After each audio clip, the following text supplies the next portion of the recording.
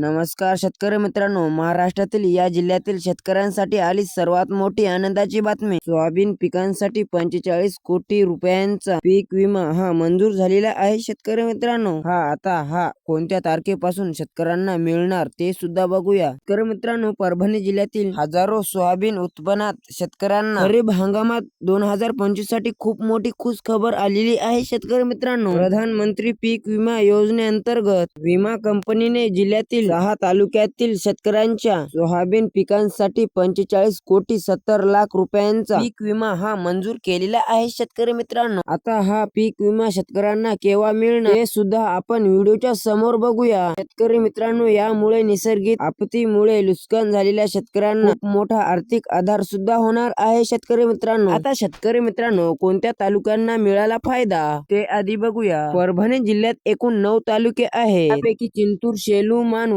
पाथरी, पालम आणि पूर्णा या 6 तालुक्यातील शेतकऱ्यांना या विम्यांचा थेट फायदा होणार आहे. शेतकरी मित्रांनो, जिल्ह्यातील 52 महसूल मंडळांमध्ये सोयाबीन लागवड खूप मोठ्या प्रमाणात होते. या वर्षी शेतकऱ्यांनी 3,64,431 अर्ज भरले होते. यातून 32 कोटी 86 लाख 87,751 रुपये इतका विमा हप्ता भरून 2,83,348 हेक्टरी क्षेत्र हे सोयाबीन पिकांखाली सुरक्षित सुद्धा करण्यात आलेली होती. शेतकरी मित्रांनो, त्याचबरोबर विमा कंपन्यांनी आता या क्षेत्रातील नुकसानीचे दाव्याचे तपासणी करून शेतकऱ्यांना 45 कोटी 70 लाख रुपयांचा विमा हा परभणी जिल्ह्याला मंजूर केलेला आहे. शेतकरी मित्रांनो, आता शेतकरी मित्रांनो, हे पैसे कोणत्या तारखेला शेतकऱ्यांच्या बँक खात्यात जमा होणार ते आपण थेट बघूया. तर शेतकरी मित्रांनो, या तारखेपासून पैसे जमा होणार. आता शेतकरी मित्रांनो, तारीख जर बघितली तर तारीख आपण सांगणारच आहोत. त्याआधी व्हिडिओला लाईक आणि चॅनलला सबस्क्राईब नक्कीच करा. शेतकरी मित्रांनो, 23 एप्रिल 2026 म्हणजेच 23 तारखेला दुपारी पीक विम्याचे पैसे शेतकऱ्यांना मिळण्याची दाट शक्यता सुद्धा आहे. शेतकरी मित्रांनो, व्हिडिओ आवडल्यास व्हिडिओला लाईक आणि चॅनलला सबस्क्राईब